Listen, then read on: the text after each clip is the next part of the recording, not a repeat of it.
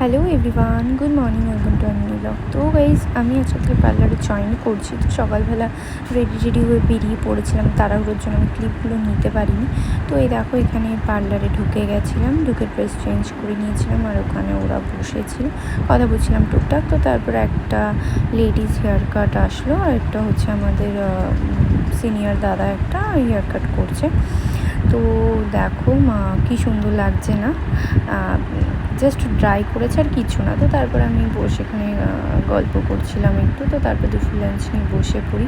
মেনুতে অনেক কিছু ছিল। তো আমাদের মধ্যে একটা রুলস আছে যে আমরা যদি একটা ছোট আলুর টুকরোও নিয়ে আসি তো সেটাও সবাই মিলে ভাগ করে খাই।